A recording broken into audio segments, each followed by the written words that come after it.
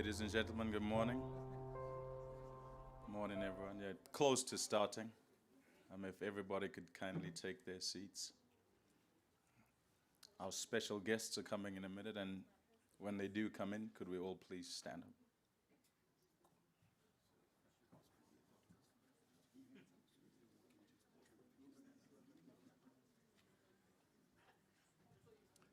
You can take your cue from me. I'm right at the front.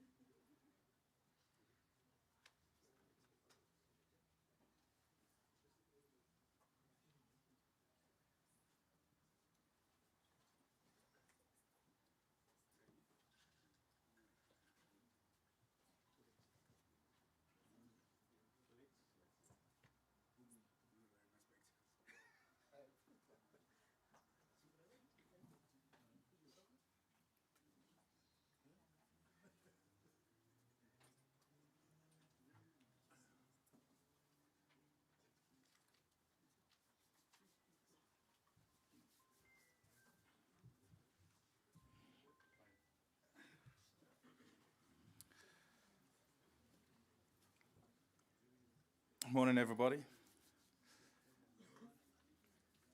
Let me start off by recognizing absolutely everyone. The CSA for their hospitality here. The Minister of Sport, Arts and Culture, Mr. Gayton McKenzie. Morning. Minister in the Presidency, Department of Planning, Monitoring and Evaluation, Ms. Marupene Ramakgopa. Deputy Minister of Sport for Namibia, Mr. Dino Balotti. President of CSA, Mr. Rian Richards. Chair of the LOC Board, Mr. Trevor Manuel.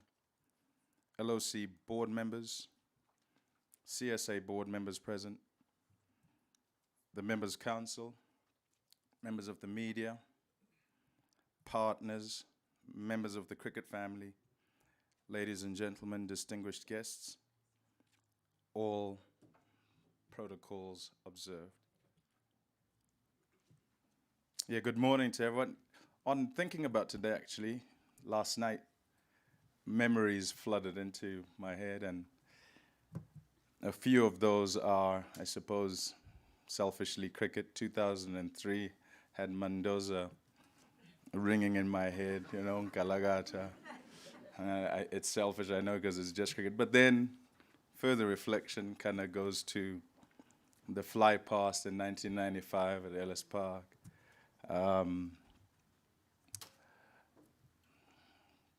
Thought a bit further, 2010 came to mind, and I should say Shakira came to mind, actually, if I'm being fully honest, and then also Shabalala, a goal for South Africa and for all of Africa. Why I say this is because cricket puts a smile on people's faces. I know that's a controversial statement, because I look around the room here and there are many of you who've walked the journey for a very, very long time, and there are also other emotions you would speak about in speaking about cricket. But there's kind of always reason to celebrate because of the game and its reach. And as we gather today, I kind of look forward to what we're here for, which you will find out about, which is similar to the things that I've just kind of mentioned, the things that I thought about. So welcome. It's not my job to welcome you. My name is Mpumelelo Mbangwa, or Pommy, as many of you will call me. I need to call up the CSA board chair, the vivacious Pearl Maposhe.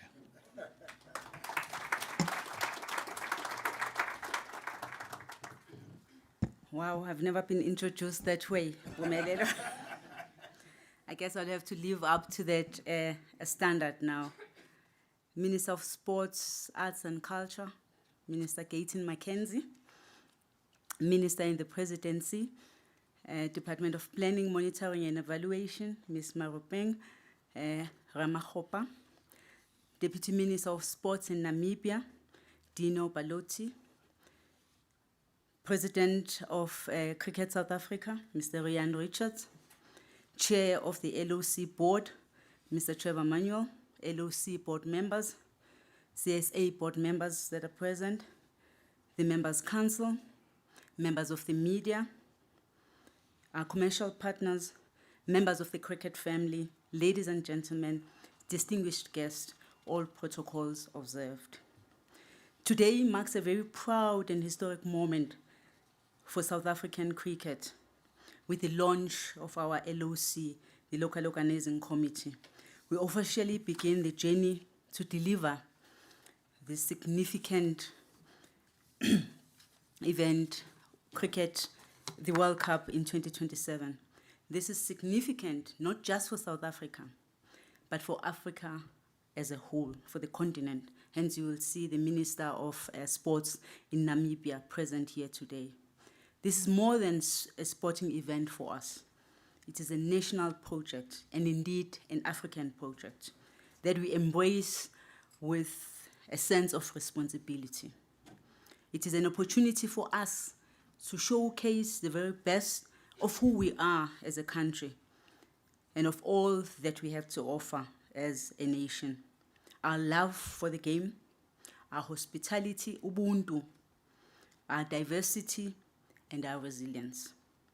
The World Cup will bring immense benefit to our beautiful country, to help us to create the much needed jobs, to boost our tourism, and drive investment into local businesses, especially our small and medium businesses. But equally important, it will leave a legacy that will outlive the final ball of the tournament. From the grassroots programs to community fan zones, from upgraded facilities to opportunities for small enterprises, as I said, every province and every community must feel the touch of this World Cup. Transformation and inclusivity for us, by the way, is not just a side thing. It's not a side issue. These are at the heart of this journey. We want the World Cup to reflect the faces, the beautiful faces of South Africa. Faces that are diverse and yet united and full of possibilities. Every child, everywhere they come from, should look at this tournament and believe that the game belongs to them. Believe that they can be a next Makayantini, the next Bavuma, the next Maharaj. We also understand the responsibility that comes with hosting such a global event. The LOC has been built on the foundation of integrity, transparency, and accountability. I cannot emphasize that more. Everything that you will see on the pitch happens on the back of a very strong governance foundation. We are working to the highest governance standards, guided by both CSA and the ICC, because every rand that is going to be spent must deliver for cricket and for our nation. Equally, the safety of our players, the safety of our fans and officials is non-negotiable. We are working hand in glove with government, as you will see, and security agencies to ensure that the World Cup is safe, it is festive, and it is world-class. Just as South Africa has proven it, it can do it before. We remember the World Cup in 2010. Our vision is very simple. It is to deliver a tournament that unites the world through cricket, inspires a new generation of players and fans, and leaves a legacy that strengthens the game for decades to come. The road to 2027 begins today. Together, we are ready. As we say it in cricket, wars are now. Thank you very much.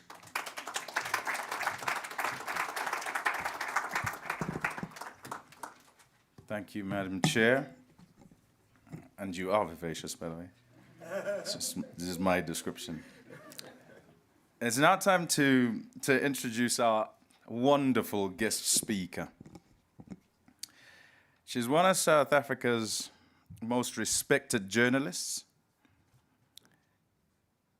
an award-winning and best-selling author, celebrated for credibility and incisive storytelling, host of the Midday Report on 702 and Cape Talk, a weekly columnist on EWN, a winner of numerous accolades, including multiple Vodacom Journalist of the Year awards, the CNN African Radio Journalist of the Year, and SA Radio Awards.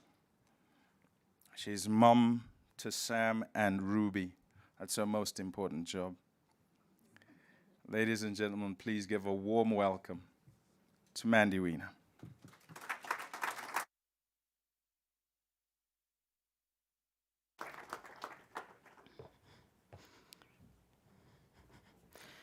Morning, everybody, and good morning, all protocol observed. My most important job is sitting on the grass at the Wanderers with my son, watching cricket. It's my happy place. It's my most important job. And that's what I take most pride in doing. It's such a pleasure to be speaking here today at such an auspicious event. And it's so important for us to get some perspective about the country, where we are, and what this is going to mean for us as South Africans. So my job every day is to tell people how bad everything is in the country. I speak about crime, corruption, malfeasance, wrongdoing. I speak about ministers trending on Twitter.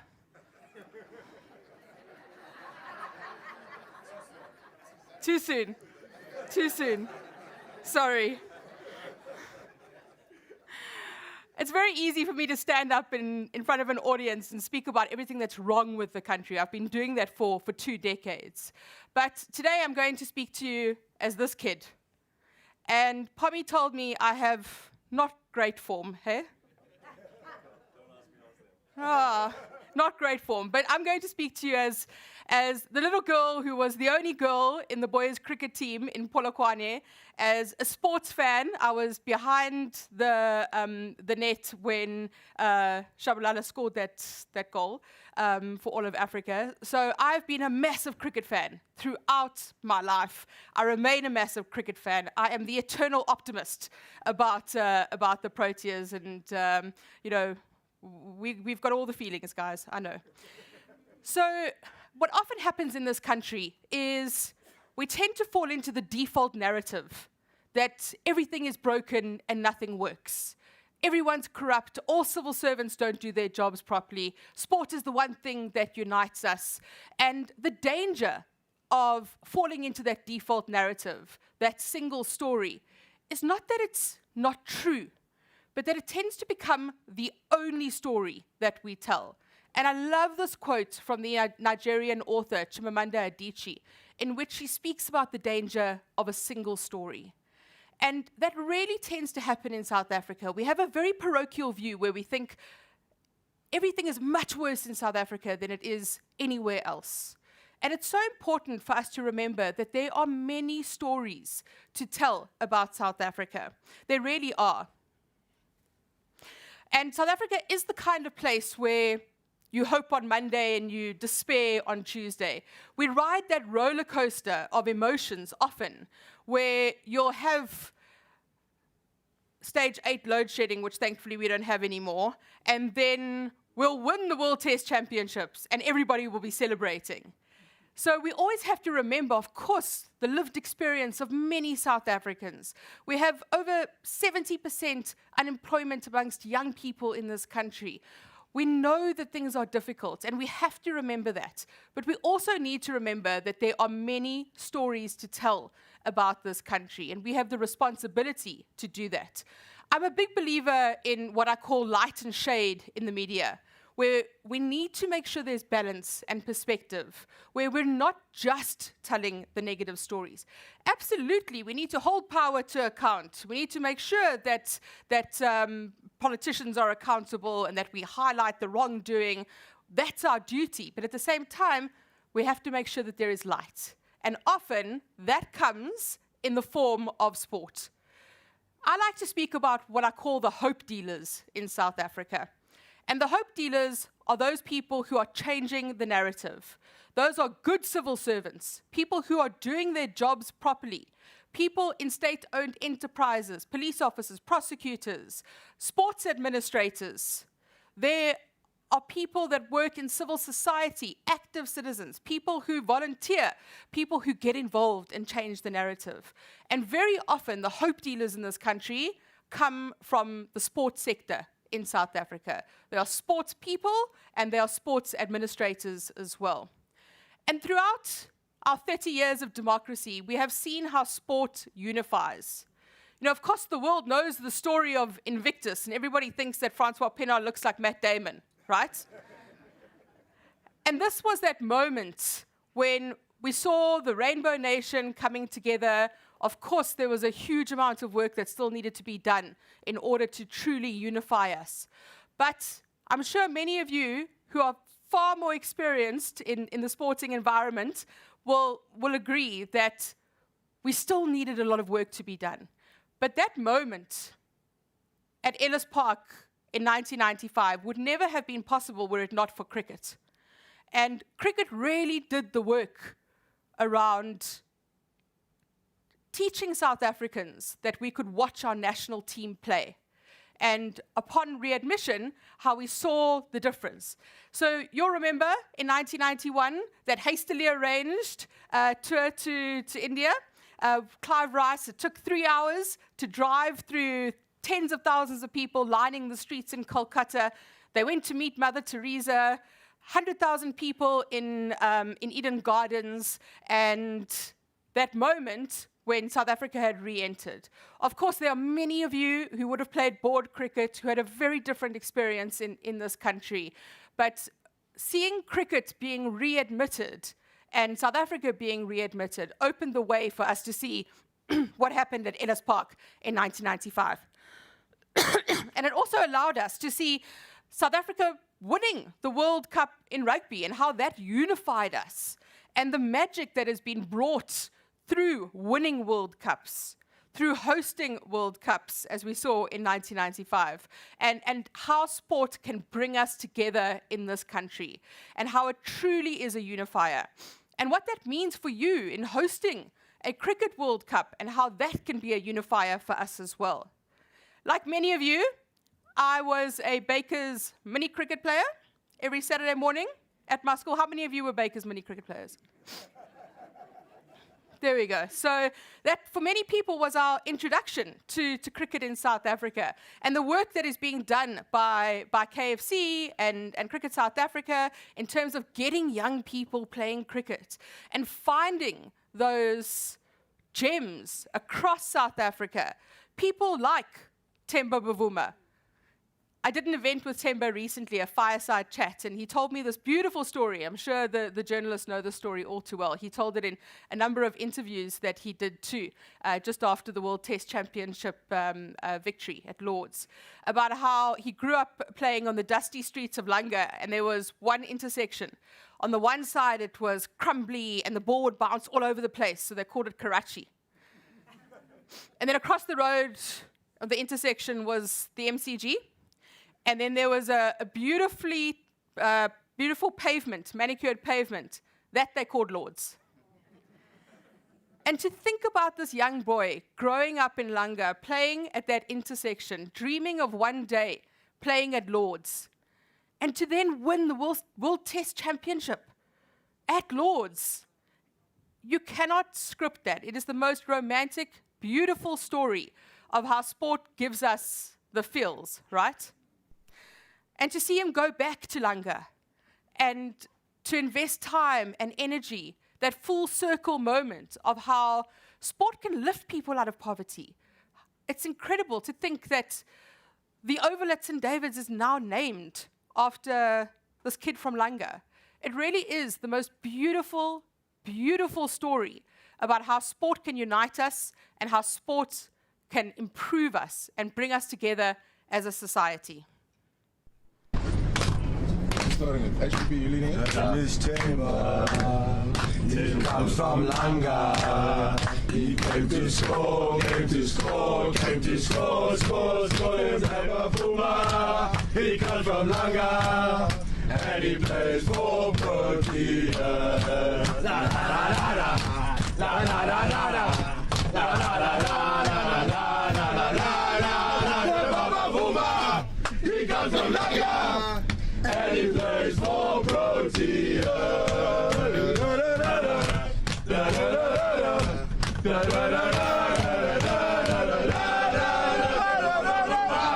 He comes from Langa, and he plays for Protea. Come on! I think I've watched that clip about 1,000 times. I just absolutely love it. And you know what stands out for me the most is Ashwell Prince. And to think that Ashwell testified at the social justice and nation-building hearings about how difficult it was for him as a player. And as Firdaus Munda wrote in Crick Info, the social justice and nation-building hearings really cracked cricket open in South Africa and let the light in. And to see Ashwell Prince celebrating like that after winning a World Test Championship for me really tells the story of South African cricket. And there are fabulous stories to tell about cricket in South Africa. My friend Brent Lindekoe, the Good Things guy, often writes about cricket in South Africa and shares these wonderful stories, like how there is a table cricket tournament at Lord's Taverners, for disabled children in South Africa who are introduced to the beautiful game of cricket through this initiative. A story of how in Manenberg, Lala Africa is providing hope. 100 to 120 children every single day are fed in gang-riddled Manenberg and then spend the afternoon playing cricket, and how they've improved, how they have got bursaries to Bishops, to Sachs, to other schools as well. Gary Kirsten's initiative in Khayelitsha, the Catch Trust, how that initiative is changing the lives of children in Khayelitsha. There are beautiful stories in South Africa, good stories, the light to the shade that I speak of, that we need to make sure we amplify and we tell as well. So this past Saturday was a difficult Saturday for us in South Africa. It was a hard weekend. The Proteas lost. The Springboks worse than lost. You can use your own words to describe that. Drickers lost. And at the University of Johannesburg, they've got scientists who do this thing called the happiness index. So they measure how happy South Africa is. And what they measured this weekend is how unhappy South Africans were. So if you look at the data that comes from last Saturday, look how happy we were. Kaizer Chiefs fans, I know you're happy. You don't have to tell us. You've won the first 3 games, it's okay. The season's long. But look how... Was that necessary? Absolutely. But it just goes to show, right, how sport ignites us as a nation. And Professor Kreiling spoke about how sport plays a central role in our happiness. And disappointments across football, cricket, Bafana lost as well, profoundly affects the mood of a nation. And that's critical, because when we host sporting events, when we are winning at sport, we are a happier country.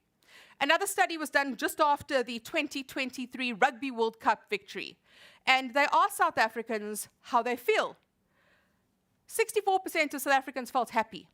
16% felt proud, excited, awesome, hopeful. All positive emotions that came from us winning, right? And the HSRC said an overwhelming 99% of respondents said they knew that the Springboks had won. So literally the whole country knew that the Springboks had won.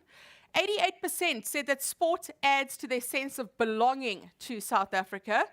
Minister, close your ears for the next one. 85% thought that sport can help South Africa to deal with xenophobia and racism.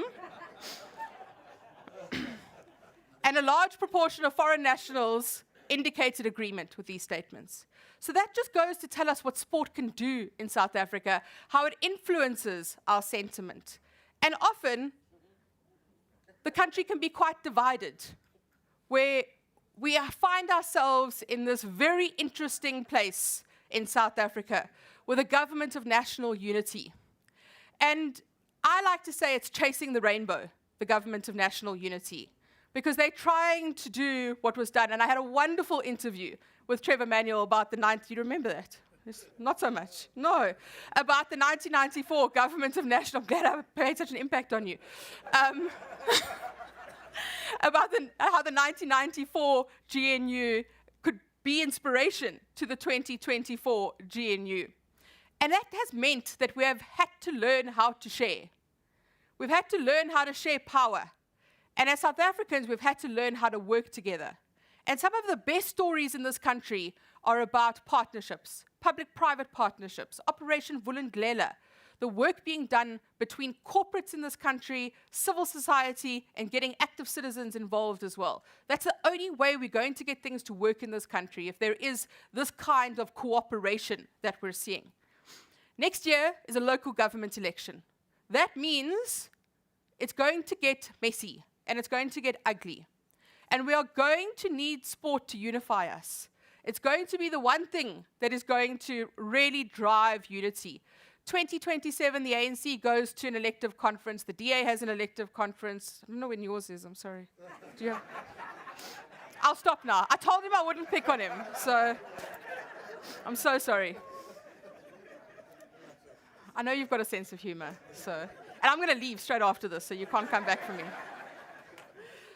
So I urge you to ask yourselves what you can do, as sports administrators particularly.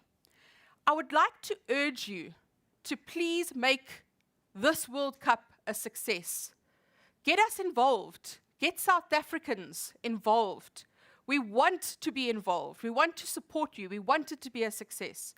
I urge you to work together as administrators. So often in the newspapers and online, we read about divisiveness and people pulling in different directions, egos at work, mostly the men, right? Hey? Yeah, I know. So I urge you, please, in the interests of South Africa, to get us involved. We want to be active citizens. As the media, how can we help you? How can we make this World Cup a success for all South Africans? Because we need it to drive sentiment in this country.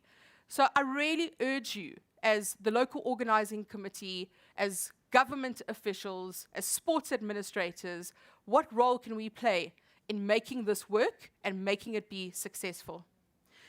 Now, I want to leave you with my favorite sporting memory.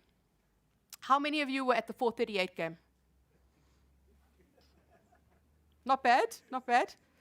Ken, I'm sure you can tell a better story here about this one. And I'm sure many of you, especially the sports journalists, will know the story backwards. But just a highlight reel. Of course, Herschel Gibbs has a massive, massive night in the hotel the night before. He was sitting at the bar until the early hours, drinking himself into form. The next morning, Mickey Arthur and Graham Smith wanted to drop him, but they didn't have a spare batsman, so he played. The Australians were trying to do what no one had done, score 400 in an ODI. They never thought it was possible. But Ricky Ponting went out at the bull ring and was in spectacular form. The Australians managed to finish on 434. And they went into the change room, and everyone was depressed. Everybody was feeling down. It was a Tuesday, despairing, that kind of feeling. And Jacques Callis said, in his dry way, well, I think the bowlers did their job. I reckon they're about 10 to 15 short.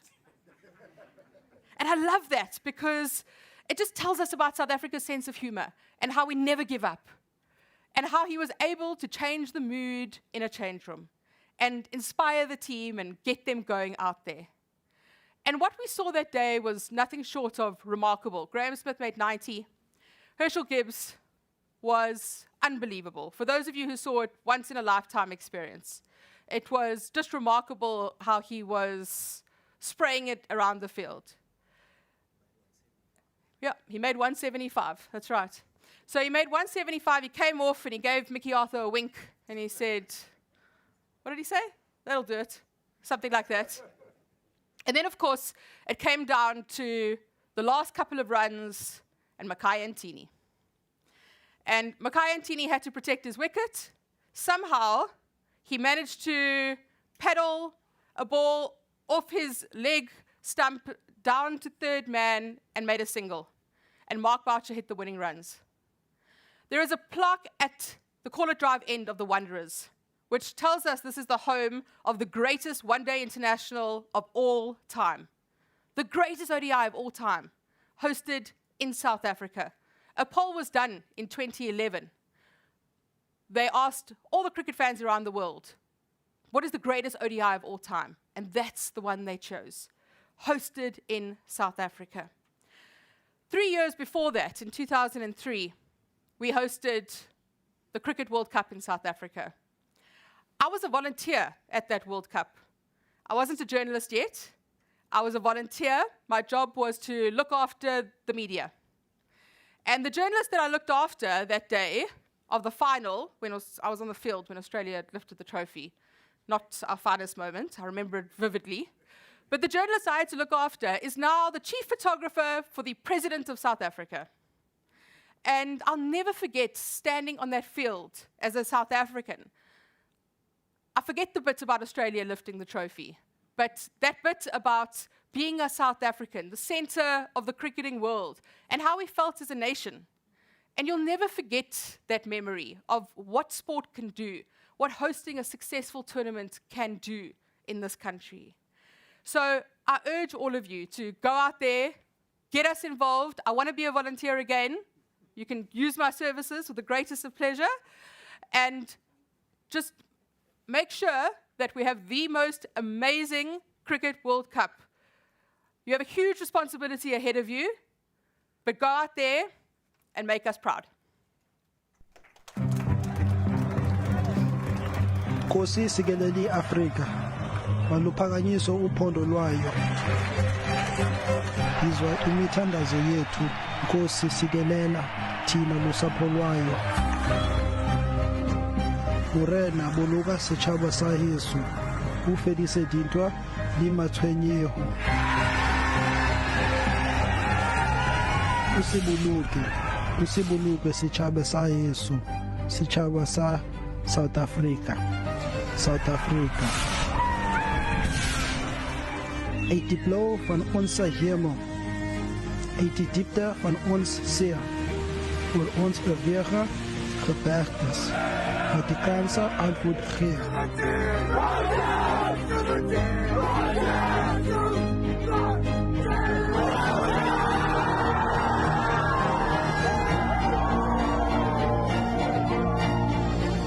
Sounds the call to come together, and united we shall stand.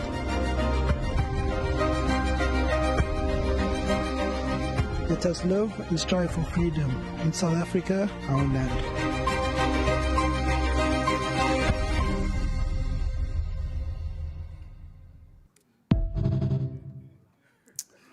Thank you, Mandy. Please give her another round of applause. That was wonderful. That was wonderful. And I could see all of you smiling. Just took me back, actually, to Lord's on that day. And what was, in echoing Mandy, what was kind of most stark was how many people traveled from South Africa to fill Lord's on that last historic day, what turned out to be the last day. And how many stayed afterwards to just say well done, to also bask in the achievement. It's what sport can do. each one, I quote somebody. I think it's a book called, I do read books sometimes. It's a, it's a book called Solve for Happy. And each one is the main actor of their own story. And let's make that even bigger to say each country is that. Cricket as a game that is like life, has moments. How you fill the moments in cricket is particularly important, but you choose that. Seldom are all 11 or 15 or 16 happy and celebrating, because an individual game that brings people together where you may win as a team, but you might have got a duck and you might have got a gallon that runs off your bowling and so forth, dropped a catch, whatever it is. But you have to put it aside, grow a thick skin, and make sure you're happy for the next person alongside you. So hopefully, all together, those in the room and many who will do the hard work out there will take heed of the message given. Time now to get a message of support from the Minister in the Presidency, Department of Planning, Monitoring and Evaluation. Smiling already. Please come up, Ms. Marupene Ramko. Thank you very much. I'm always smiling, even if it's sad, but I'm always smiling. I'm very excited, of course, to be here, and I must apologize that I did not arrive on time. Let me take this opportunity, of course, to greet the former Deputy President of our country, Mem Lambo Kanguka. Let me also take this opportunity to acknowledge and, of course, greet my colleague, my boss. He always say "boss" when we all love that. He's one of the most, if I must say so, one of the most popular ministers in this current cabinet. I remember the first time when we had a cabinet meeting, almost all the other ministers wanted to take a picture with him. And I was, but this is our colleague. Why is it important? But then you can see how the GNU actually work. When we are out there seeing cameras, people act as though we don't love each other. When we are alone, we are bestest of friends. We hug, we share photos, and we talk about so many things. Let me also, of course, take this opportunity again to greet the former minister, who's currently, of course, the chairperson of the LOC board. Let me take this opportunity again to also greet all the other board members that are here. Let me also take this opportunity, of course, to acknowledge the Deputy Minister of Sports, Education, Innovation, Youth, and Arts in Namibia, Honorable Mr. Dino Balotti. Let me take this opportunity, of course, also to greet the Chairperson of Cricket South Africa Board, Ms. Pel Maposhe. I think it shouldn't be the board, because the board is you, isn't it? This must be wrong. However, I'm just going to stick to the script that I was given. You are the CEO. Oh, you are? Okay. All right. It's fine. Well, I'm learning. Let me take this opportunity, of course, to also acknowledge the President of the Cricket South Africa, Mr. Rehan Richards. Let me also take this opportunity, of course, to also greet everyone that is here, members of the media, distinguished guests, ladies and gentlemen, good day. I'm actually pleased, as I've already said, to be here today. I used to be a consul general in Mumbai, and I think you once came there, Honorable former Deputy President. One of the things that Indians do is that if India is not playing, they always supported South Africa. And that, of course, have always made me really become so proud. In fact, we didn't have so much to offer as South Africa as it relates to the trade issues that we went there for. But what we offered was always the cricket of South Africa. So somehow we were able to compete with the likes of USA, Germany, that were so popular in India. So whenever they would have an event, they would always call us just because of the cricket. So I am really, really excited to be here today, precisely because today we are going, as you are launching this LOC and what will be happening in 2027, which is the Men's International Cricket Council World Cup, which takes place in South Africa, Zimbabwe, and Namibia. The announcement of the local organizing committee board underscores our nation's commitment to once again deliver a premium mega sport event, which also leaves a legacy of uniting people from all over society. I couldn't say this more than I could say today, precisely because as one of the things that I do on a daily basis is to actually assess how the country is doing, whether it's the economy or it's sports or maybe social issues. One of the things that we always check is how sports is actually uniting our people. That's one of the social indexes that we actually produce as a department. And I must say that sports have actually done so well in assisting us to actually deal with the issue of uniting South Africa. So I'm really excited that we are going to be having this World Cup in 2027 again. Under the stewardship, of course, of Mr. Trevor Manuel as the chairperson, I am confident that South Africa will once again host a memorable and world-class cricket World Cup. I'm also confident that the LOCAB will consistently advance good governance to ensure that South Africa once again delivers a premium World Cup, which leaves a legacy that we can always just celebrate. And most of all, of course, what we are also looking forward to is the labs and the clinics that will be taking place, I do hope, in many different localities for our young people, because the World Cup should not only be about the games and the matches that will be taking place, but it should also leave something that South Africans would always remember. We know that we still remember what happened in 1995. We remember what happened in 2010 as well. And that happened precisely because the spin-offs that comes with situations or events such as this one are far much greater. Sports plays a fundamental role, as I've already said, in our nation building by fostering national unity and social cohesion, which is quite important. When I was growing up, I grew up in politics, and if you can remember, we used to have a subcommittee that would deal with social cohesion. We don't have that anymore. And I really do believe that assisted that a lot in order to come up with ways at which we can actually build a better South Africa.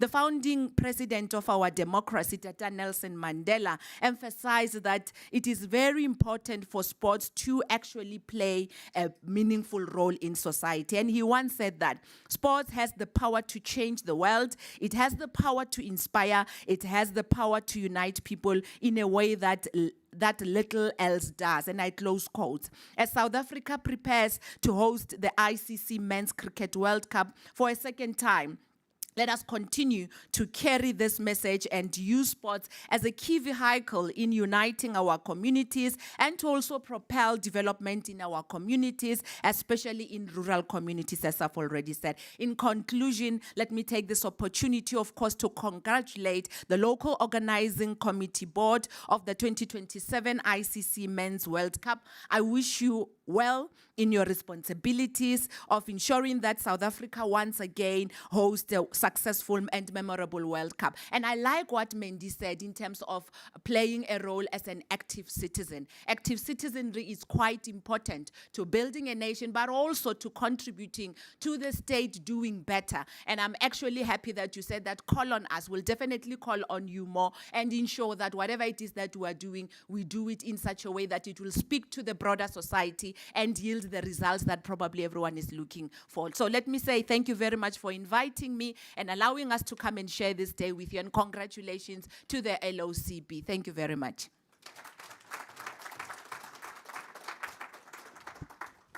Thank you, ma'am. Now time for the announcement, actually. Everybody, no doubt, looking forward to, you probably already know, being in the media, but to all of them being introduced and also being made absolutely official and therefore able to take step number one, whatever that is. And to make that announcement, none other than the inimitable Minister of Sport, Arts and Culture, the Honorable Mr. Gayton McKenzie. Please, sir.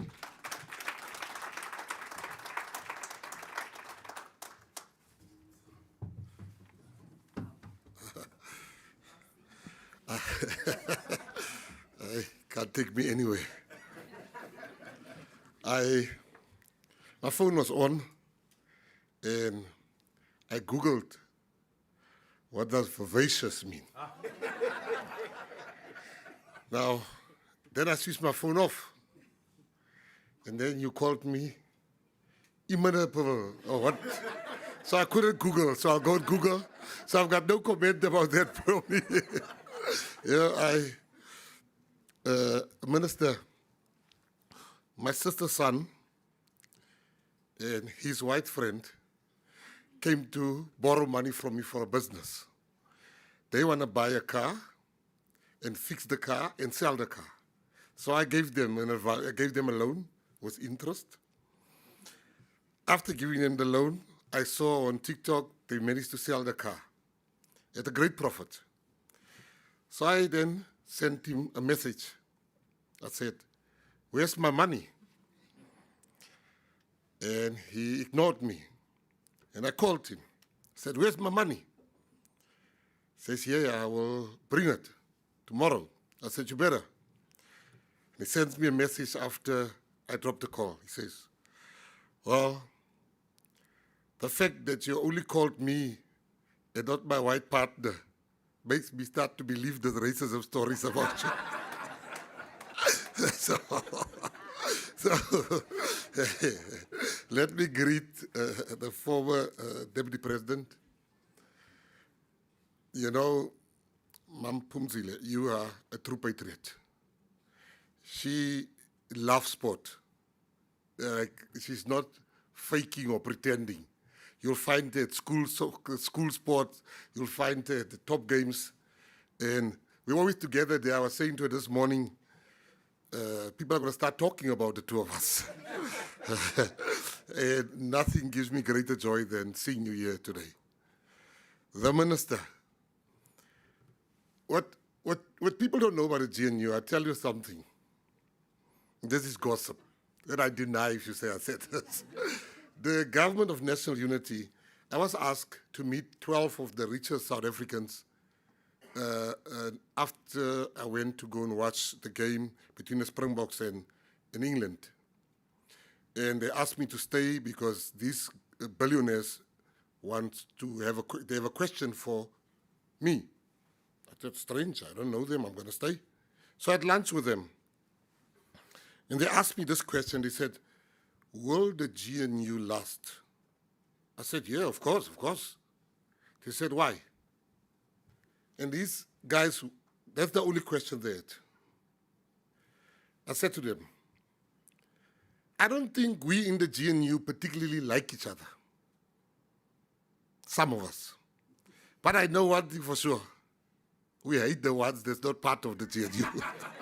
So on that basis alone, we're going to tolerate each other." I mean,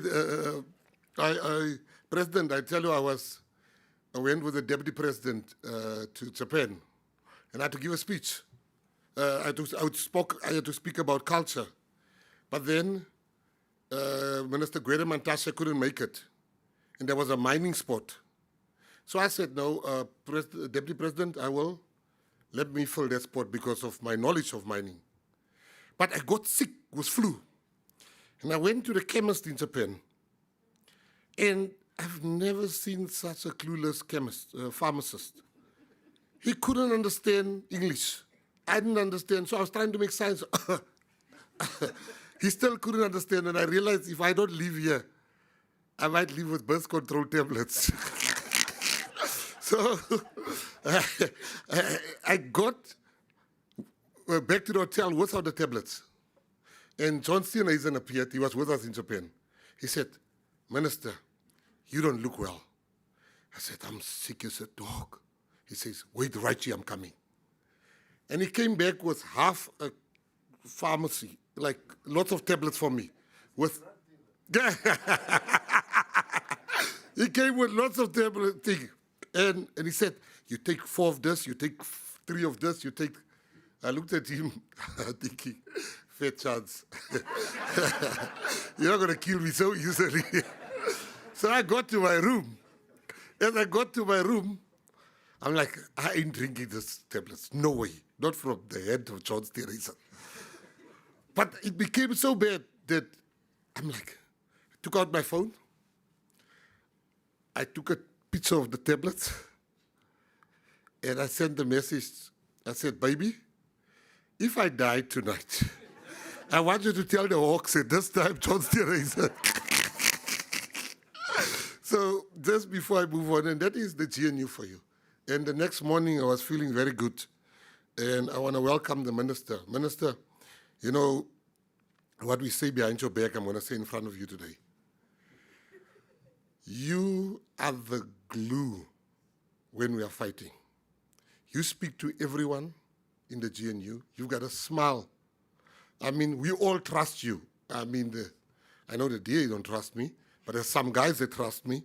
But you the one constant that everyone, because we have our caucus outside the ANC. And that secret caucus will be like, the president, I love when the president speaks because of, he calls the minister Ramokgopa M.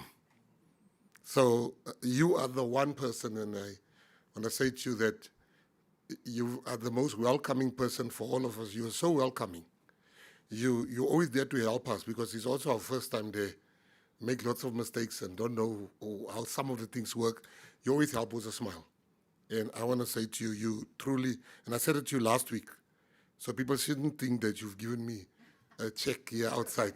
I said to you last week that with you as a leader, this country will be really better off. And I mean it. You are truly one person that has kept us together, even when we fight on the groups. You will come with somebody's birthday, happy birthday. And I was thinking, like, how do you know when it's Dean McPherson's birthday? So yeah, I just wanted to say that, and I want to say to the president of cricket, I say, you've done a hell of a fine job. And we're really, really proud of you. To the chairperson, Chair, you know, what do you say, Mbogoto. Thank you so much for who you are, your humble nature, always willing to help. CEO, you know, sometimes when I go to the rugby, I can just put out something. When I go to the rugby, I can just put on something. And I'll meet with the president and the CEO, Rian. But because they'll come with Veldskoene. But when I come to cricket, you know, you put one to say, I must always put a nice suit and a tie. And to the Deputy Minister of Namibia, you've become a true friend. You've become a true friend. We share so much in common. And we are so glad that Zimbabwe and Namibia forms part of that we are partners with them in this World Cup. This is history being made of what we can achieve when we work together as different nations and as equals. And I want to welcome you graciously. Thank you. And to our chair, you know, I was at a party of a friend of mine, very prominent guy, Rob Hersoff. And he had some people there from the New York Stock Exchange. And I came with 3 guys from Menenberg to the party. So you can understand Menenberg,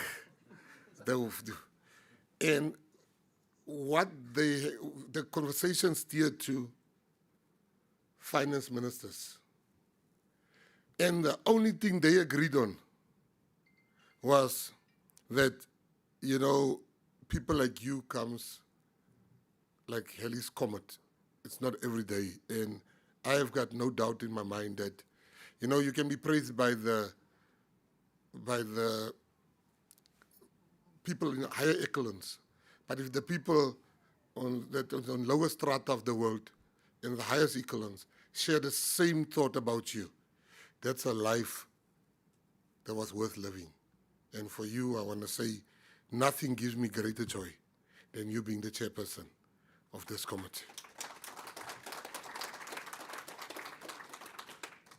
To the MC, I will reserve my praise until I've Googled. Very prolific Englishman. I'm a big fan of your work. I will withdraw that after Googling if I found something. To the cricket people that are here, I'm talking about the presidents of the federations. I'm talking about the people keeping cricket alive in the areas. Your story is never told. I live in a place called Chicago, in Paarl. And it's in Paarl, you're either a gangster, a rugby player, or a flucky cricket player. That's it. And the flucky cricket players are more than the gangsters because of what you guys are doing in our communities. I want to thank you. Your work is one where people don't recognize, but it takes you away from your own children to look after our children. And to the board of cricket, I say, lastly, thank you. Thank you for putting this together. And something important was said here. The minister also said that, you know, we want this to be a World Cup for all of South Africa. It shouldn't be a World Cup for some. There should be provisions should be made for the people that can't afford a ticket.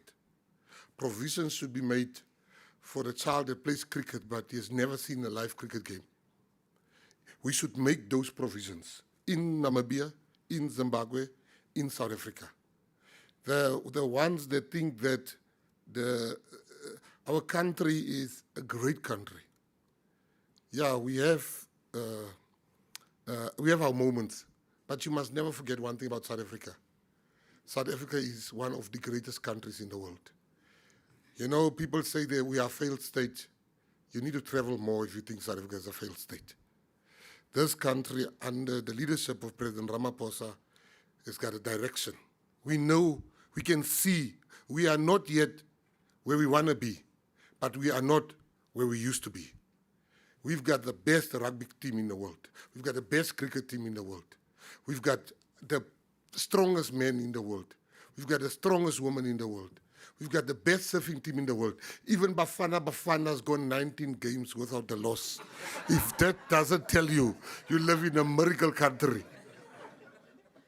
Old man stopped me I had some guys coming over to watch sport with me, so I don't drink, so I went to go get him some alcohol. And this old man says to me, I know why we lost. I said, why? He says, they must learn to leave the sports minister alone. And he has made me feel so good. I want to congratulate the local organizing committee, board of directors, and we want the public to know who they are. These are truly eminent individuals. You know, you don't need to worry. The people that's here, they're going to deliver the best World Cup ever. And I mean that. I mean that sincerely when I say that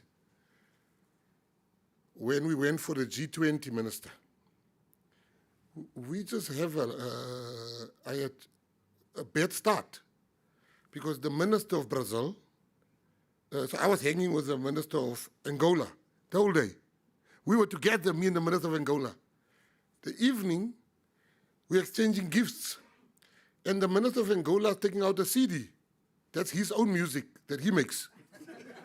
And he gives it to the minister of Brazil of culture. She also takes out a CD, music CD, of her own songs. And the ex-minister of Brazil is with us. He's also taking out a CD. And they look at me, I said, well, somebody's going to buy the music. But we went for dinner. And the conversation steered, and this is my message to the LOC, before I announce you. The conversation steered to World Cups. And Russia, Brazil, Argentina, all of them start talking about, they're arguing which World Cup was the best. And I'm sitting there, and nobody's even talking about South Africa. I said, excuse me? And while we're arguing which one was the best, the waiter came. And the waiter said, that debate is over. And that's what we want to talk about, this cricket event coming. The following people, I can tell you, I just happen to know of their work. I know them through their work. Our chairperson, which I've spoken about, the chairman of the board is Mr. Trevor Manuel. The second person is Johannes Adams. He's a non-independent, non-executive director. Then we have Mr. Eunice Bobat, a non-independent, non-executive director. Then we have Herman Bosman, independent, non-executive director. Then we have Mr. Vuyani Jarana. I'm just going to, they're all non-independent, non-executive directors. Nomfanelo Magwenchu, Dr. Pumzile Mlambo Nguka, Ravi Naidu, Dr. Stravos Nicola, salute, Advocate Philip October, Advocate Carissa Pillay SC, Unati, Matthew Tsotswana, and the ex-officio is Puletsi Museki, Refinse Sinus, Chart van der Walt. Can we give all those people a great hand of applause? And just, I couldn't help but see Doctor, Minister, yes, a lot of doctors, people was. I had a very bad incident going to speak in Cyprus, Minister. Somehow they confused my CV with somebody. And the lady said, the next speaker, Mr. Gaten McKenzie, he's got a doctorate, he's got an MBA, he's got an MBA, and I stood up, and he's got a PhD, and people clapped, and I had to fix that, and I just went up and I said, well, I do have a PhD, I do have an MBA, my PhD stands for passed high school with difficulty. My MBA is married but available. Thank you very much. Congratulations.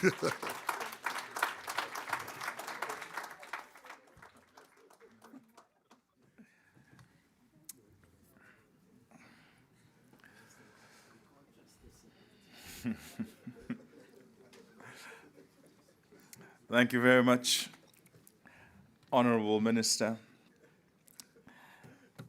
From your speech, I think you'll find that your Google search will be fitting. I'll ask you another time. Ladies and gentlemen, time now to learn more about those who have been announced and been given this monumental task. They will be the custodians of the work and will be charged with delivering what Minister McKenzie says will be the best ever World Cup. Now, let me start first of all with the LOC board chair, Mr. Trevor Manuel. He served for 20 years as a cabinet minister in the governments of the first 4 presidents in democracy, where he held positions in trade and industry, finance, and planning, respectively. He played a key role in stabilizing the economy, reforming public finance, and leading long-term development planning through the National Development Plan. He has received multiple awards and honorary doctorates for his public service. Currently, he chairs Old Mutual, co-chairs a UN panel on debt and development, and serves on several boards and trusts. A round of applause, please. And sir, please be upstanding so they can all, for those who might not know you, please be outstanding. You never know. You just never know. Some live under rocks, you know. Meet Vuyani Jarana, a powerhouse in ICT with over 25 years of leadership, from steering Vodacom and SAA to founding Elita Telecoms. He's on a mission to connect rural Africa. He's also driving innovation at CSIR, boosting growth at ECDC, and shaping the game at Cricket South Africa.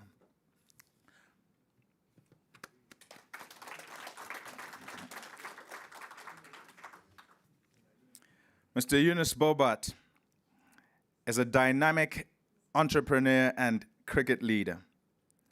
As co-owner of ZY Trading, he drives finance and marketing. And with more than 20 years in cricket admin, He now leads as president of KZN Cricket and sits on the CSA board. A true game changer on and off the field.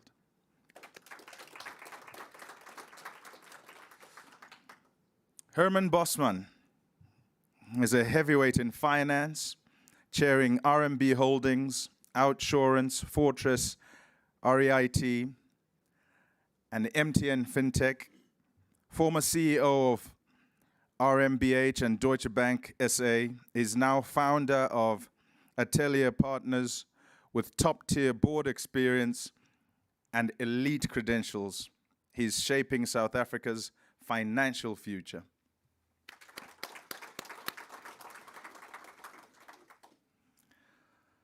Former Deputy President of the Republic, Dr. Phumzile Mlambo-Ngcuka, is a global trailblazer for gender equality. Former UN Women Head and South Africa's first female Deputy President, she has championed women's rights worldwide, led historic reforms, and mobilized billions to fight inequality. A true powerhouse for justice and change.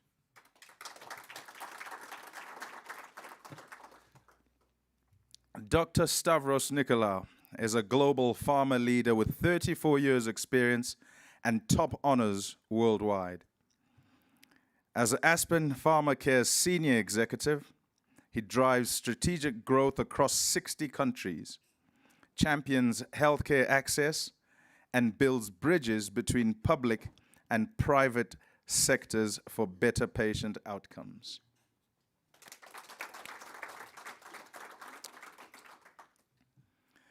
Advocate Carisha Pillay SC is a top constitutional law advocate with 24 years at the Cape Bar and Senior Counsel status since 2019.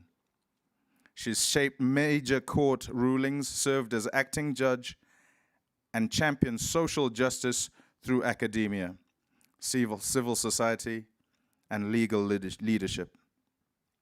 A true force for democracy.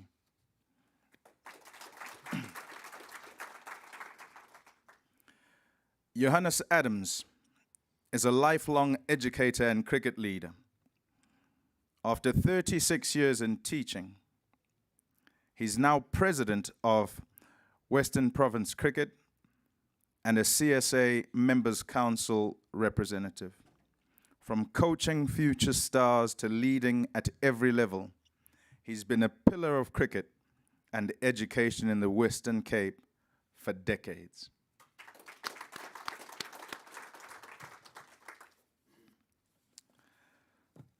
Nomfanelo Magwenju is a powerhouse strategist with 30 plus years of executive and boardroom leadership. From COO of the 2010 FIFA World Cup to partner at McKinsey and now public sector exec at African Bank, she brings sharp strategy, deep governance, and a passion for purpose-driven impact. Advocate Philip October is an HR and labor expert with a passion for people and performance. From his roots in Lotavarta to leadership roles in law, business, and rugby, he's driven by impact, championing efficient workplaces, community upliftment, and youth development through sport.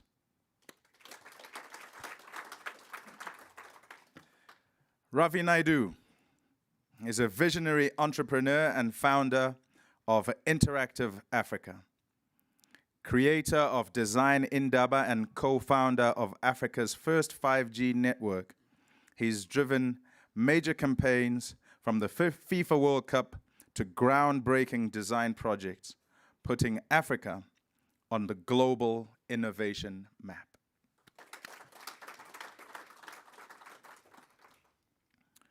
Unathi Chotwana is a public admin and political strategist with more than 15 years shaping South Africa's government and sports sectors, from leading government policy to advising national sporting federations. He's driving youth empowerment and social development with passion.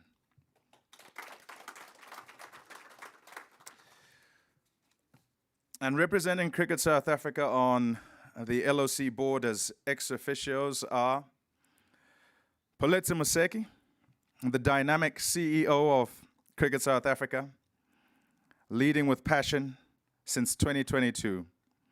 A qualified chartered accountant, he brings sharp financial expertise from top firms like Deutsche Bank. Poletsi co-founded a venture capital firm and now drives CSA's mission to rebuild trust, secure big sponsorships, and champion gender equality in cricket. Recognized for outstanding leadership, he is also shaping the game globally as part of the ICC Chief Executives Committee. Cricket's future is bright with Poletsi at the helm.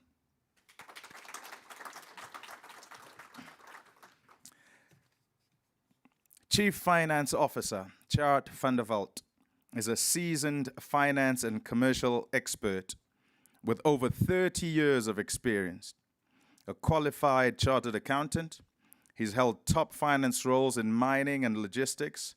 Since 2022, he's been Cricket South Africa's CFO and Board Executive Director, overseeing finance, admin, supply chain, IT, and legal. With Tjaart on board, CSA's finances and operations are certainly in expert hands.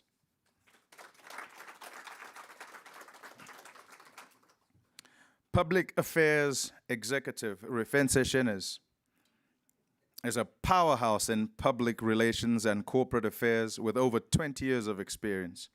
She's led major reputation and stakeholder efforts at Airports Company South Africa and now drives Cricket South Africa's public affairs.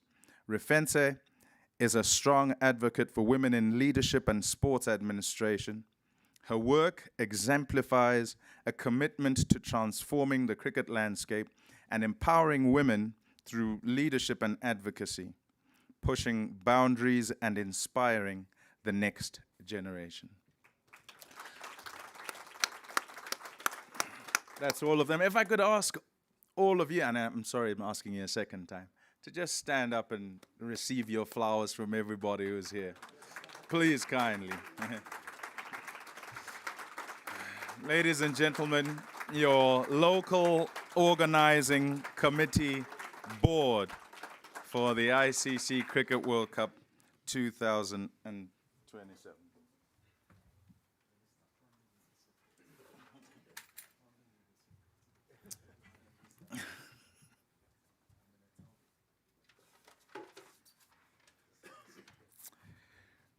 Righto, if I could kindly ask Minister, please to come up, take a seat, a short panel discussion before we close. Also ask Mr. Rian Richards to come up, President CSA. Chair of the board, Mr. Trevor Manuel, please come up. And CEO of CSA, Mr. Poletsi, immaculately turned out, Poletsi Moseki. I should say always, putting others to shame. Yeah, let's get into it straight away, and I suppose tournament readiness is what will be kind of uppermost with many. Mr. Chair, you first. 30 months to go before that first ball. Sufficient time to organize and, get the event across the three countries? Well, it's not as though you have a choice about these things, Molly. I do want to make the point that we've been waiting for this day for a long time to be official. And it's been 8 months that we've tried to get this thing together. So thank you very much. It's now official and we can proceed. I do want to make a point that what holds all of this together is the corporate secretary.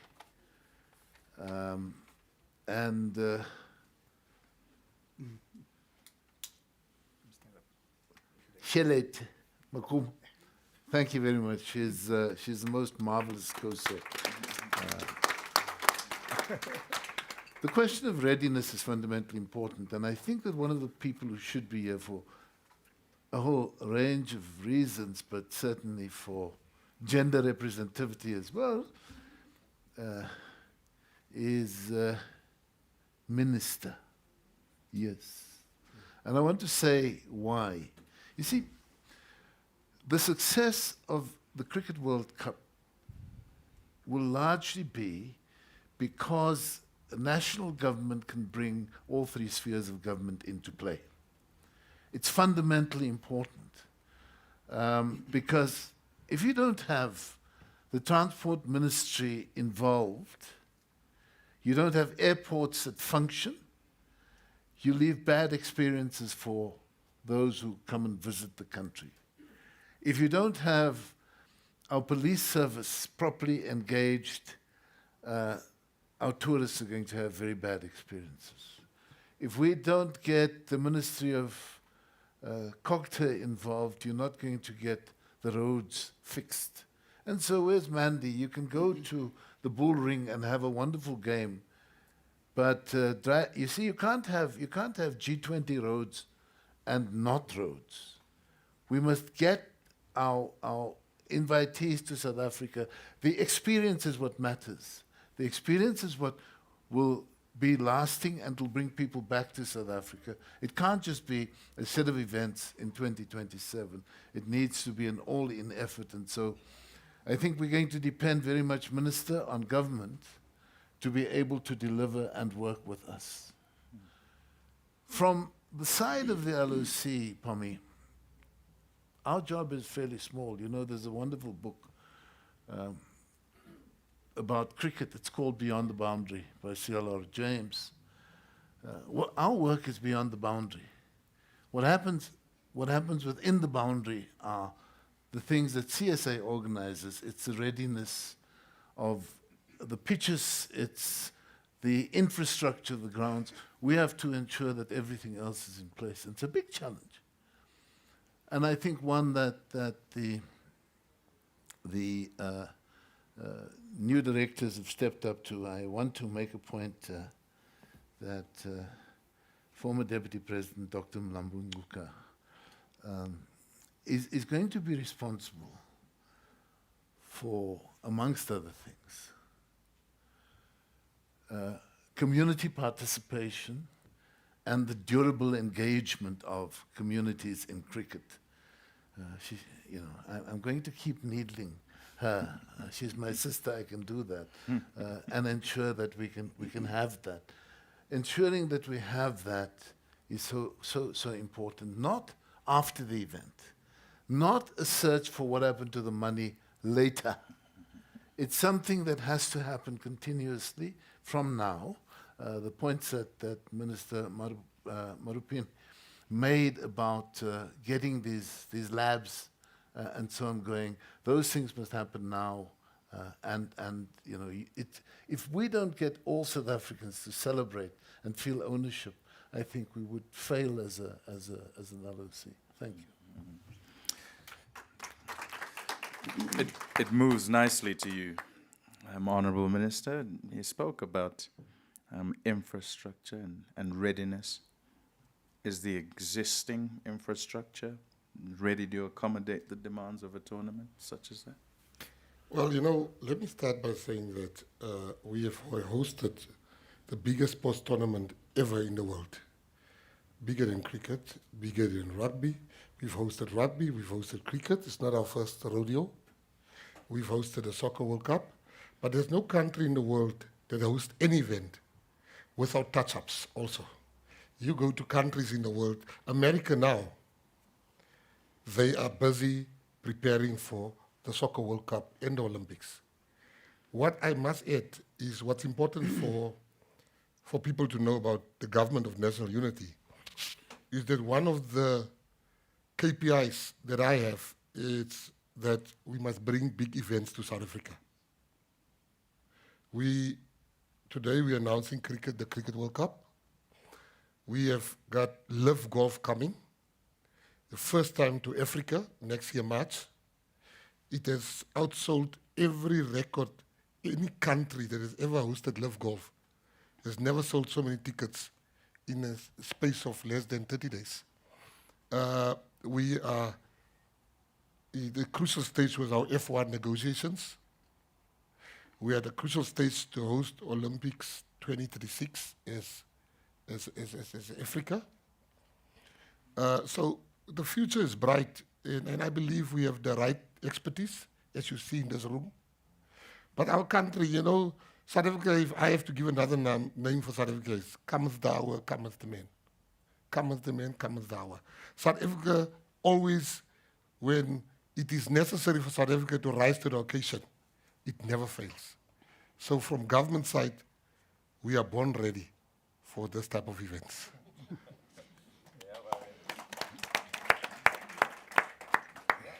Born out of the numerous events, cricket-wise certainly, that have been held on short notice and on South African soil, with CSA and government ready to say yes and take things up.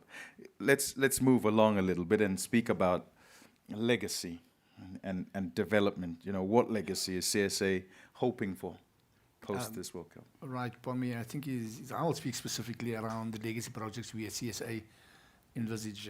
And, you know, our position is always, we talk about inclusivity, access and those things. So those are the fundamental things that we dive. And we're looking out of this as how we can create this access not only for South Africans, but through Africa, and to view it from an African perspective. To this extent, we had an event that was held by the ICC, specifically in Tanzania, in which 21 African nations partook, and we identified certain specific projects that falls, Trevor, so not to take and say these are yours, but these are ours as CSA and the ICC.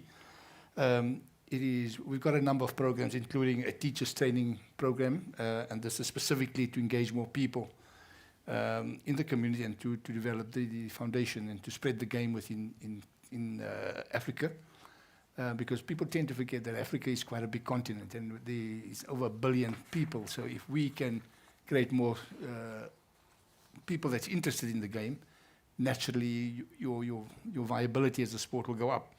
We've also identified a specific, modified type of cricket so that we can spread the game easier throughout the rural areas, which is called a 6v6 softball competition. And this will be promoted via the ICC.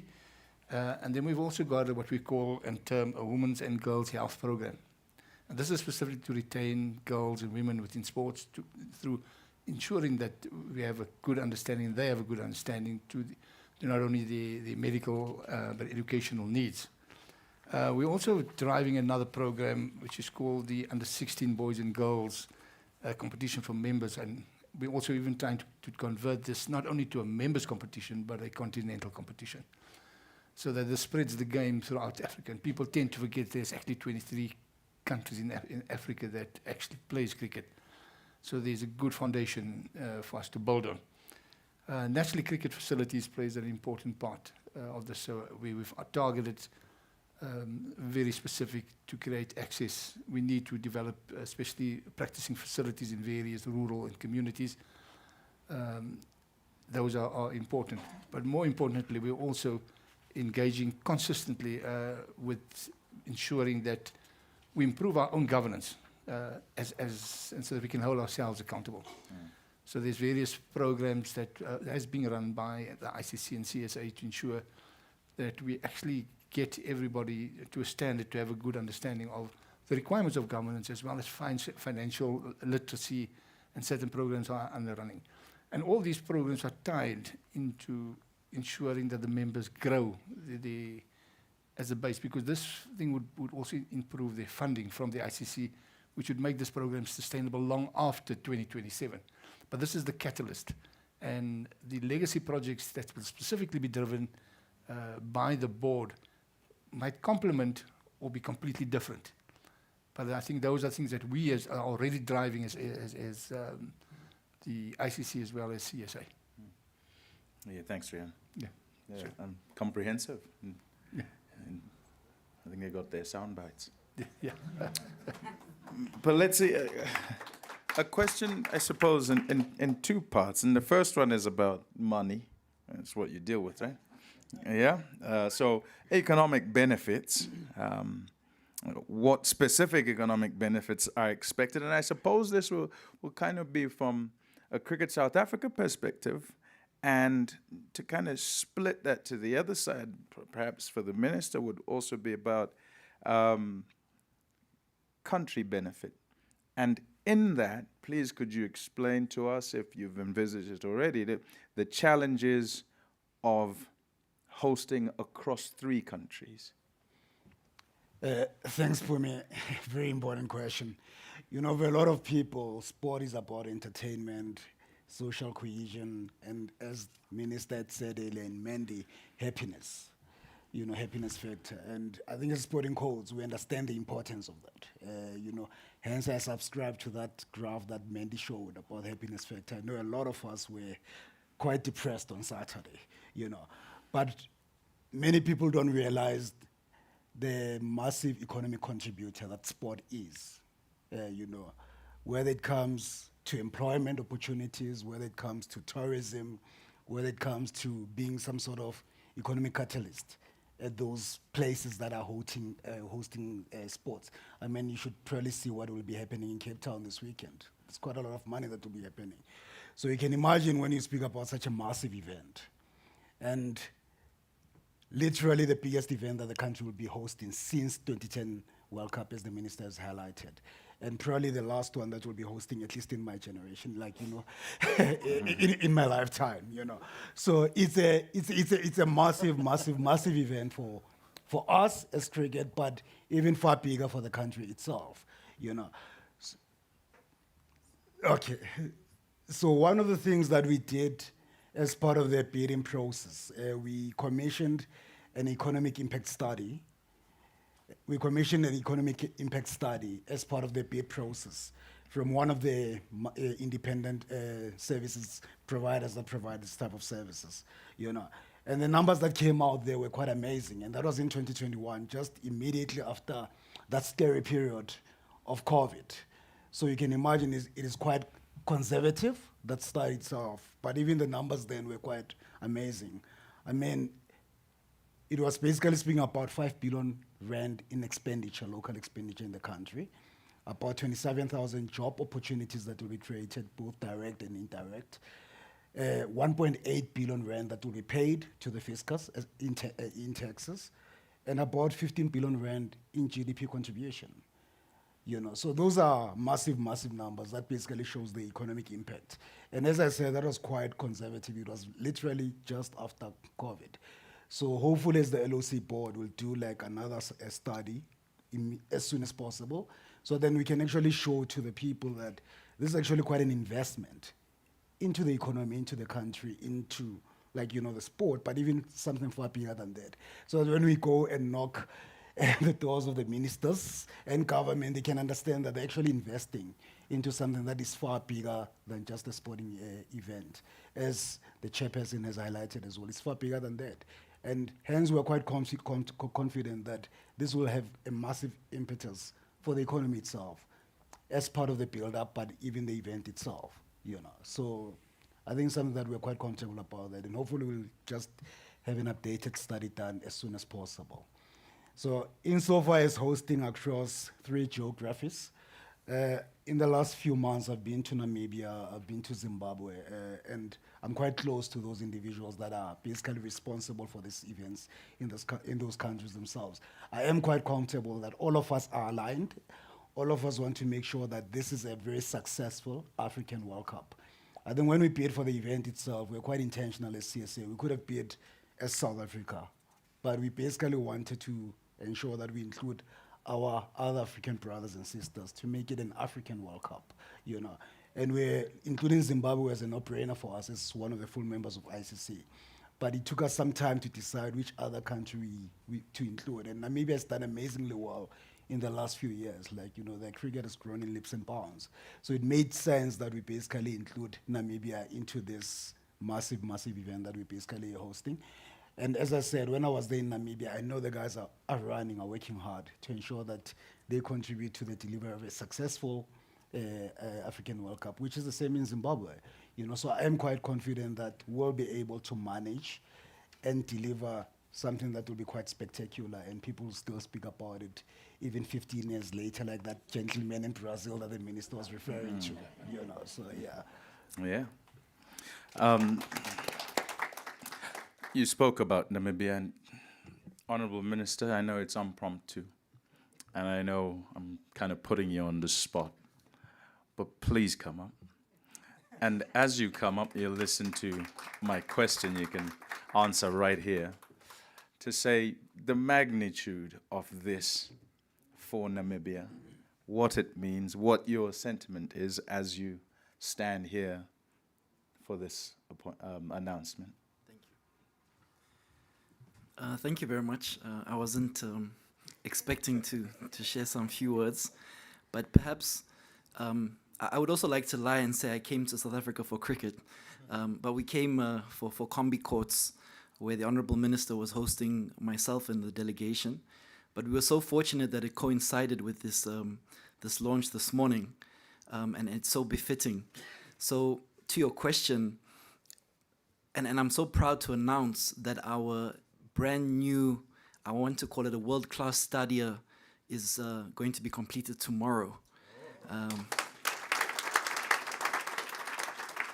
And that facility, which also hosts Namibia's first high-performance center, is a result of us co-hosting, I'm going to say co-hosting, the Cricket World Cup. And it's only with this event that we now can proudly host a world-class facility with a high-performance center that caters for many sport codes. And I think all Namibians are quite excited. We will also have to do a happiness survey. But I can really attest that as a country, we're equally excited. We're hosting the Under-20 Cricket World Cup later this year. And then I think the team and Honourable Minister, you're both invited. I think everyone in the room is invited. We'll host you. Might not be Chisanyama, but we'll do Kapana. So yes, I think as a country, we're excited. We're a new administration. I'm only in this role for the past 100 days or so. My Honourable Minister, she would have also have loved to have been here. But I always say she does the tough stuff and I do the fun stuff. So yes, we're excited, and we see many spin-offs, as has been discussed, with co-hosting this World Cup in the coming years. Thank you very much. Thank you.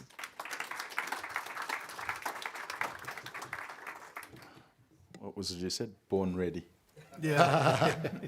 And don't say I don't do anything for you. I got you invites to Namibia. Yeah? I don't know how you're getting there. You can speak to him afterwards, you know, like logistics and all of that. Okay, let's move on a little bit. Now that the board is in place, and I'm speaking to the chair here, what timeframes will you give yourselves in terms of appointing a tournament director, sort of an operational team? I'm sure there'll be questions and answers afterwards, but that's probably one of the questions all those journalists out there are wanting to know. Well, we aren't sitting on our hands. In fact, the Nominations and Governance Committee met with some placement agencies already. The board has seen the job spec, and very soon we'll get through this process. And if there are people who can run a tournament like this, just watch the space and do apply. We hope for a competitive process. I say to Puletsi, the director we appoint, she, and he says, what do you mean she? I said, yes. We want to be clear. We want to find the best person. There's also been a question, Pommy, about whether it would be exclusively open to South Africans, and we're saying there's a lot of negotiation to happen, primarily with government and so on. So the chances are strong, but it's not an exclusive thing. It's a difficult job because the person you're looking for is unlikely to be sitting around unemployed on a street corner. The person you're looking for has the skills, the networks, the experience, and wants his opportunity. And you invite a person not because they're interested in the pension benefits later, but because they will join in this effort in a very short period of time and make it happen.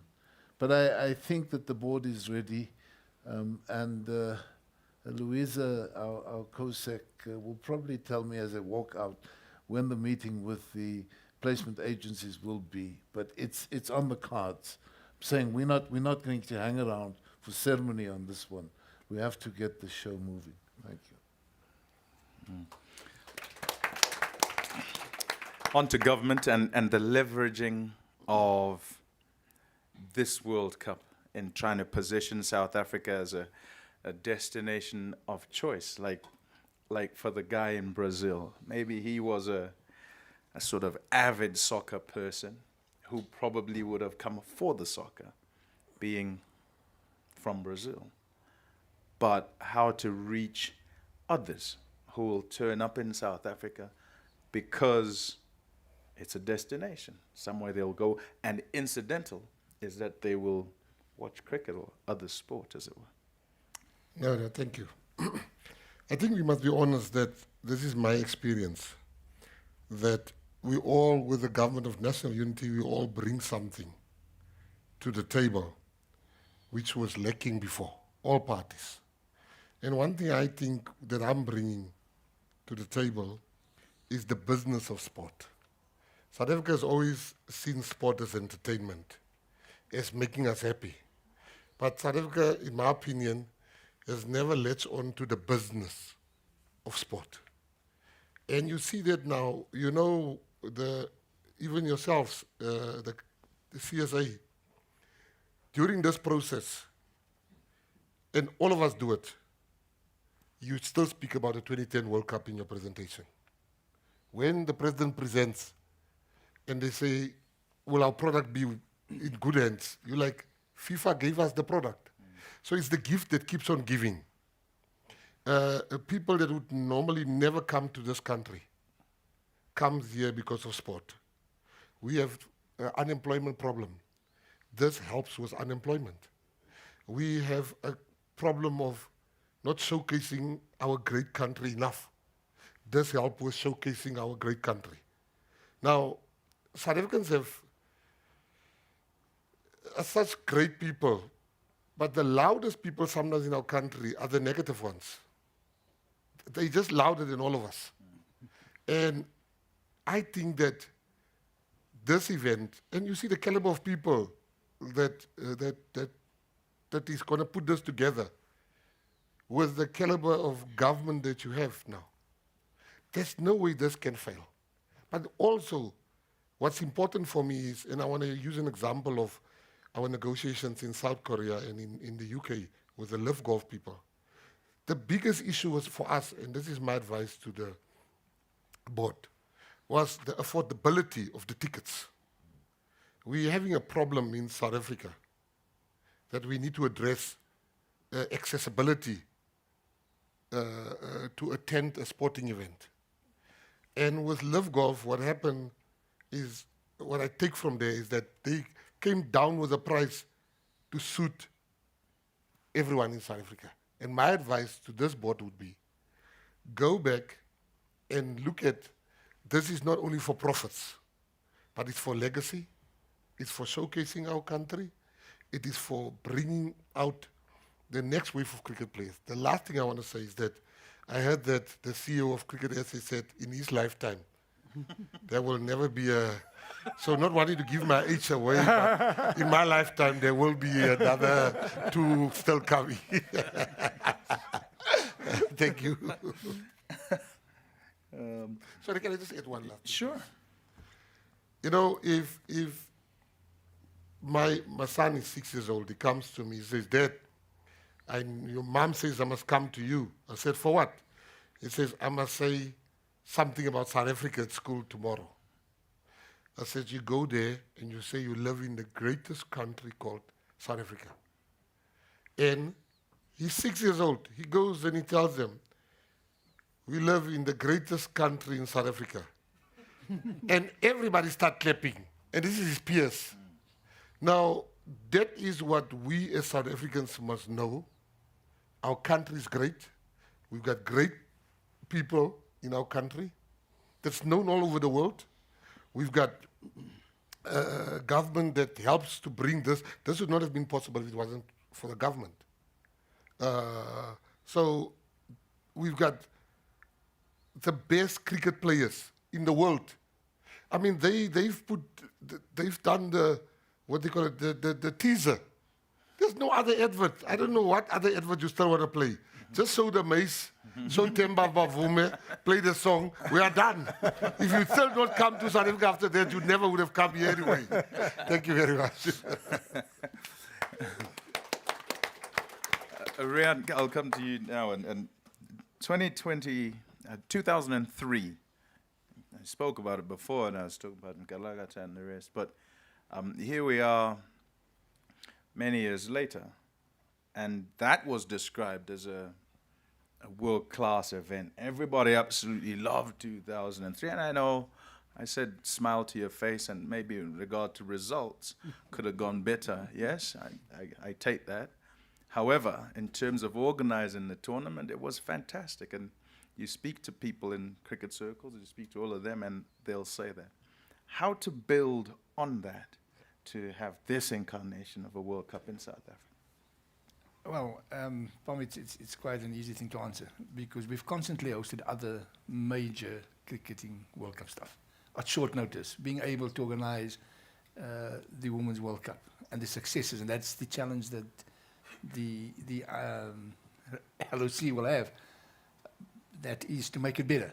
Imagine what the LOC was able to achieve with the Women's World Cup and how that stimulated women's cricket, in not only in South Africa, but in the world. So those are things that we do have the basis for it. It is about harnessing everything that we do have in order to make it. But this thing hasn't just started yesterday, and it's not about 2003. 18 months ago, and I'm looking to my left there, and I'm seeing Enoch Nkwe with his project 2027, looking specifically how do we make these changes. And the process for the last 18 months has been very direct. What he has said is, how do you want to inspire is by winning. So by creating those winning cultures and the way we're playing and why we're doing it, it's very deliberate what the players and those guys are doing. And I think is the infrastructure is basically there from a cricketing perspective, and the others will naturally flow through negotiation. So I totally believe that we have the capacity already there to be able to host these things successfully. And I think with the LOC that's been put together, it's been very deliberate. It is because we know what we expect. And when I first had the message to you, Trevor, was very directly what we expect. This is not just a cricket World Cup. This is a cricket World Cup being held in South Africa and in Africa. And that is what we expect to deliver, to be able to take this thing to the next level. And I think is with the caliber of people that makes up this board, I can't see it not being anything but better than what it was. Okay. Let's hope you're right. Let's hope you're right. We believe you're right. Final question for this panel discussion because of time.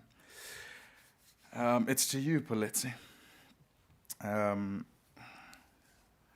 Woe be it, but what happens if any of the host venues and cities does not meet the required standard and level of readiness by the stipulated deadline?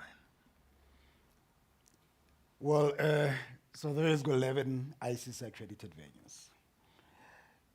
Of those, 8 are currently classified as host venues, and 1 is a reserve venue. But we're also doing some work and we'll be working with a whole lot of other individuals on those other two stadiums that are not necessarily part of this 8+1, you know. But it's more than that, even like, you know, because we are responsible for the World Cup. Even Namibia as an example, thank God the stadium is ready. Or Zimbabwe, there's an issue. All of them, we basically have to be sure that we are ready to host any other games, you know. I am quite confident and comfortable that should that unfortunate circumstance happens that we have to change a venue or lose one venue, we'll be able to accommodate it. Because as I said, we've got a lot of stadiums. Already 8 is quite a lot by global standard. And that's just 8 in South Africa, excluding the ones in Namibia and Zimbabwe. You know, so I'm quite comfortable that if we lose 1 or 2 venues, we should still be able to deliver quite a spectacular show. Ladies and God gentlemen, forbid. as I say, yeah, yeah. Ladies and gentlemen, your panelists, please give them a round of applause. I'd like to keep them here because we will have questions from the floor, but first up we've got to close this and allow those who do not have questions to go out and socialize, and there are refreshments out there as well. We'll also have some questions from online. Before I do that, lost and found, there's a hotel key card, I think it is, that's been found. So if you're missing one of those, please just go to the desk up at the front. Refreshments are served outside, as I say, and please help yourselves. Thank you for coming. I said at the start that cricket brings a smile to people's faces, and it's a smile among many other reactions. This is an opportunity, I believe, for cricket to be celebrated. And South Africa very often has the opportunity to celebrate cricket. There is no bigger chance and no better opportunity than now. It's almost as if it was the lead up to this announcement and this road to 2027 that the Proteas won at Lord's and beating Australia as well. Kind of the cherry on top, right? Yeah. Every day has to be, and you know how hard it is to win. Every day has to be a celebration of that victory, but also of what it takes to get to that victory. So, yeah, all the best to everybody, and we'll see you around. 5 minutes.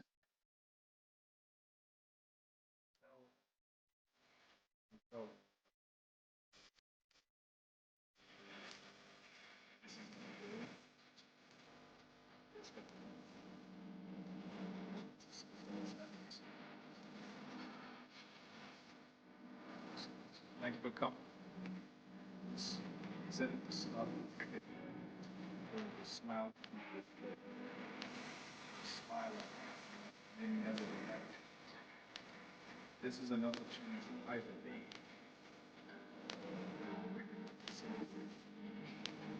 South Africa very often has opportunities. No bigger chance, no better. It was the leader, this announcement.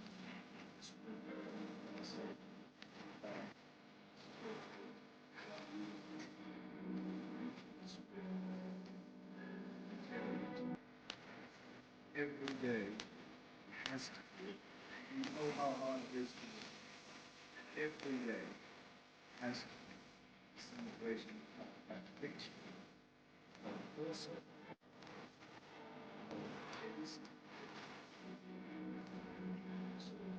yep, with everybody.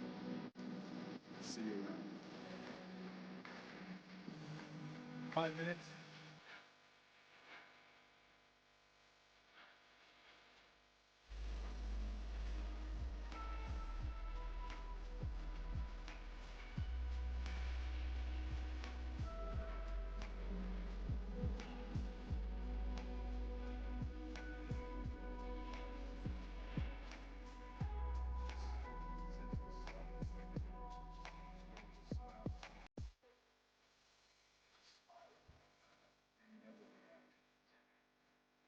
this is enough.